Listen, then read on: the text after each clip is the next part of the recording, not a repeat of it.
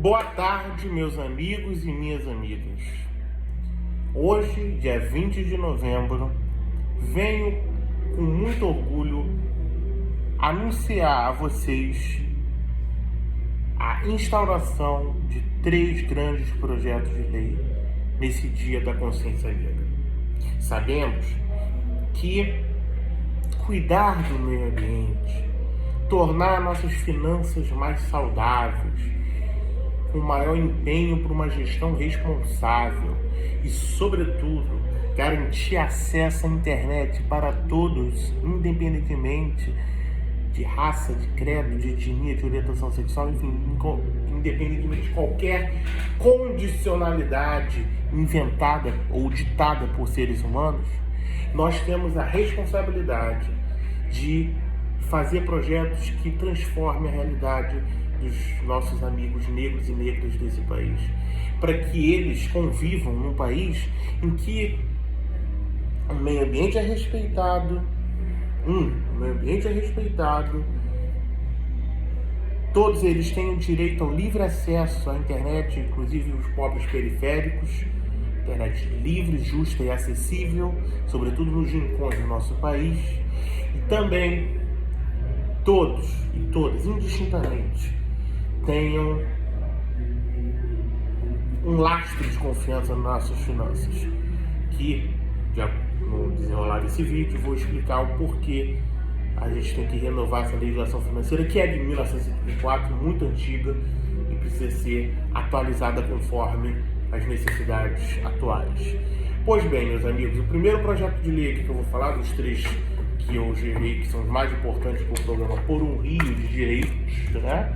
Aqui está, Por um Rio de Direitos, tá? O primeiro que eu vou falar é o que visa instituir o marco legal dos bens ambientais, né? O que é esse projeto de lei? Meus amigos e minhas amigas, esse projeto de lei é para incluir os bens ambientais ou os serviços ecossistêmicos, enfim, as unidades ambientais comercializáveis, né, no mercado tradicional como a gente conhece. Por quê? Como vocês sabem, e também os que não sabem, por isso eu estou falando aqui para vocês saberem, os que não sabem, é o seguinte: quando ocorre um dano ambiental, isso acarreta, isso tem previsão normativa, isso é constitucional, acarreta uma indenização, pode gerar uma indenização por dano moral. Muitas pessoas não sabem, mas é bom vocês saberem isso. Dano ambiental enseja indenização por dano moral. E não só isso. Como vocês sabem também, principalmente, uma vez danificado o meio ambiente, o bem ambiental, ou o serviço ambiental, ou as unidades ambientais comercializáveis, uma vez danificado isso, nós não temos prejudicado somente a qualidade de vida da população. Nós também temos prejudicado a sua vamos usar a palavra irreversibilidade, porque uma vez danificado o meio ambiente, o bem ambiental, por assim dizer, não tem como voltar ao status quo anterior, ao modelo anteriormente feito, né? Uma vez danificado o meio ambiente, não dá para voltar ao status quo anterior. Por isso a proposta de incluir os bens ambientais no mercado tradicional como conhecemos, criando o marco legal dos bens ambientais e sua integração ao mercado tradicional, com regras para valoração, certificação, comercialização e proteção de bens e serviços ecossistêmicos, é fundamental. E também pelo motivo maior, eu elenquei os 2 principais motivos, mas eu vou elencar o maior. O maior, meus amigos e minhas amigas, é que o dano ambiental ele não está expresso no mercado, né? Por não estar expresso no mercado, não dá para quantificar, não dá para fazer uma valoração. É extremamente difícil fazer uma valoração do dano ambiental, uma quantificação do dano ambiental. É extremamente difícil quantificar em valores, por isso a gente tem que utilizar metodologias utilizadas pela economia, pelas ciências econômicas, para que a gente quantifique e tenha um valor expresso. Por isso a importância de incluir esses bens ambientais no mercado tradicional, criando, conforme eu sempre falei, o Sistema Nacional de Valoração Ambiental, criando, claro, nesse sistema de valoração ambiental, vamos estabelecer metodologias para a valoração econômica dos bens ambientais. Vamos definir métricas para sua mensuração, atualizar periodicamente parâmetros técnicos, fornecer certificação oficial de valorização, né? É claro que isso tudo, né, esses bens ambientais, né, que vai englobar, né, vai englobar a criação do Mercado Nacional de Bens e Serviços Ambientais, criando algo que hoje não tem no nosso mercado tradicional, criando o mercado de carbono, não temos, mercado de biodiversidade, mercado hídrico, mercado de conservação florestal, mercado de créditos verdes, mercado de paisagens e serviços ecoturísticos, mercado de serviços ecossistêmicos. Pois bem, isso vai revolucionar. Além disso, vamos ter a competência, claro que haverá uma fiscalização, como tudo no meio ambiente requer, né? Como, por exemplo, a fiscalização caberá aos órgãos ambientais competentes que terão poderes de auditar atividades e certificados, suspender transações irregulares, aplicar multas e sanções, né? E vai constituir infrações, evidentemente, falsificação de certificados ambientais, comercialização de ativos sem lastro, degradação intencional por obtenção de créditos, né? Claro que vai ter uma penalidade se falsificar um certificado ambiental, né? Multa, suspensão, cassação de autorização, responsabilização civil e criminal. Pois bem, esse é o primeiro projeto de lei. Eu citei para vocês as coisas mais importantes, né, de você criar um mercado nacional de bens e serviços ambientais, de você criar uma certificação, registro nacional de ativos ambientais, é fundamental isso, o Sistema Nacional de Valoração Ambiental, tudo isso para que a gente proteja cada vez mais o meio ambiente. E, pois bem, temos agora o segundo projeto de lei, que é atualizar a legislação financeira, né? Atualizar a legislação financeira, né?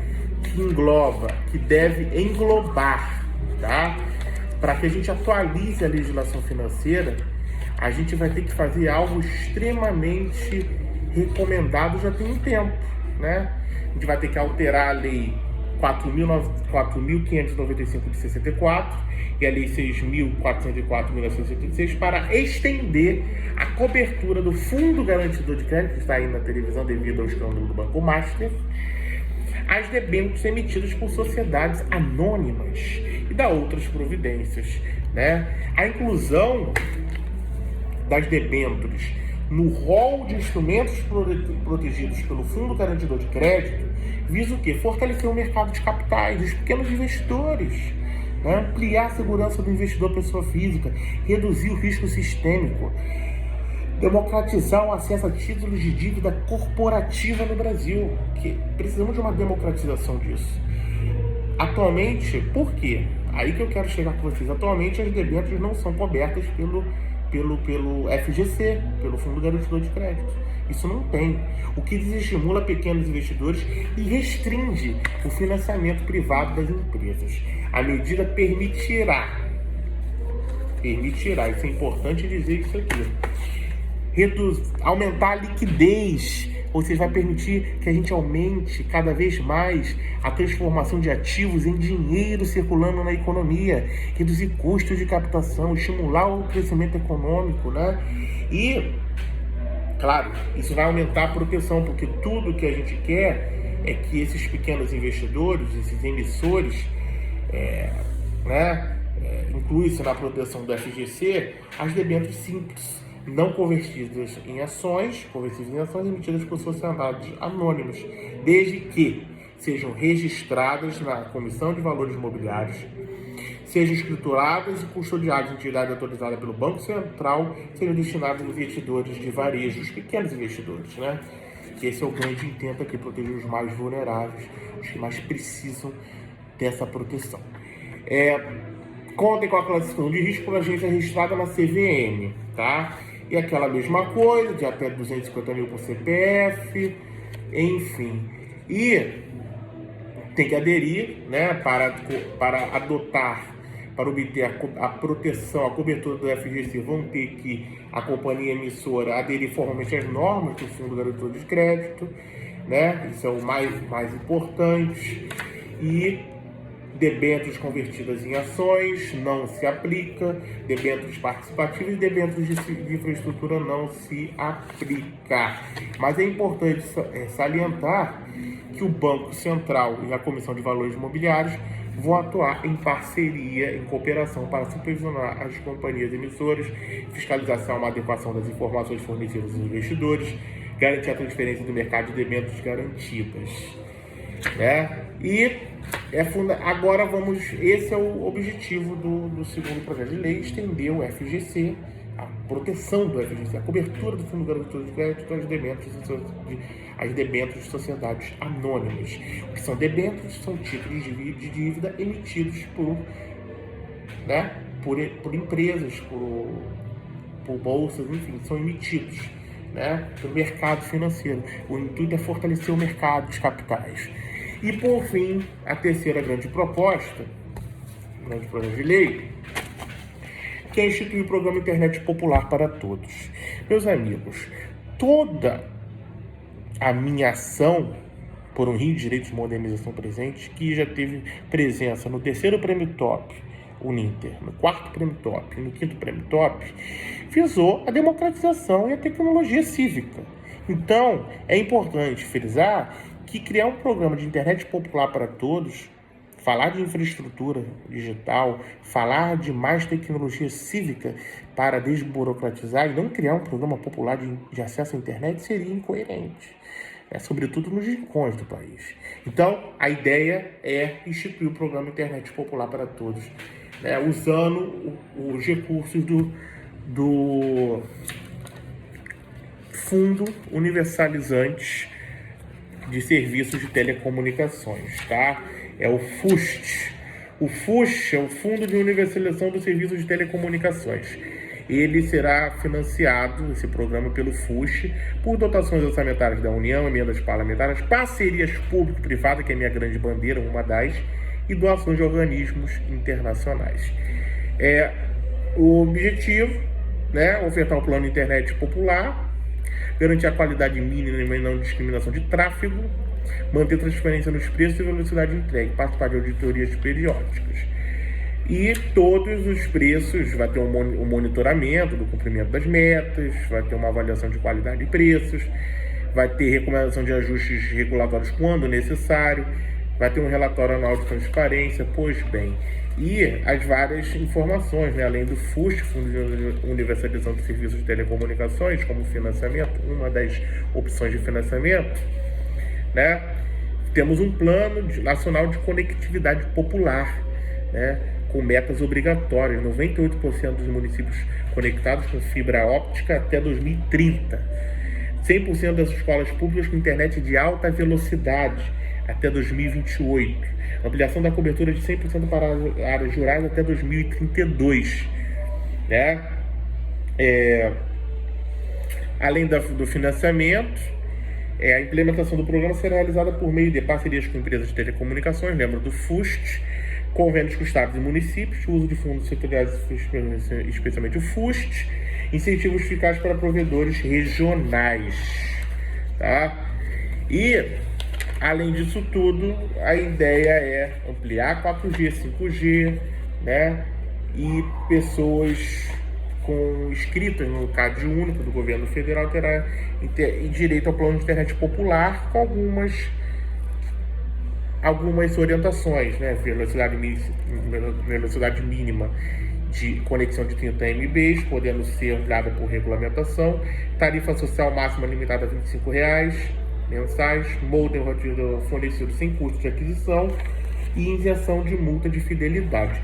E para termos é importante salientar isso aqui, tá? É muito importante que eu diga uma coisa para vocês aqui, que é de curiar sua bênção, que para garantir, tá, redução da tarifa à população de baixa renda, vamos prever a criação de subsídios cruzados para garantir redução de tarifa à população de baixa renda. Subsídios cruzados é fundamental, né? Claro, cada situação de acordo com o caso concreto, sem preconceitos. Vamos usar PPPs ou qualquer outro tipo de ação sem preconceitos no caso concreto. É isso, meus amigos e minhas amigas. Esses são os 3 projetos de lei, tá? Marco Legal dos Bens Ambientais, criando-se Registro Nacional de Ativos Ambientais, Mercado Nacional de Bens e Serviços Ambientais, né? A lei da extensão da FGC às debêntures, né? Com exceção das debêntures de infraestrutura, e sim para as debêntures para a sociedade anônima, visando fortalecer os investidores, os pequenos investidores, né? Os investidores pequenos, né, da sociedade que estão no varejo, né? E por fim, o terceiro, que é a internet popular para todos. Foi um prazer, que Deus os abençoe.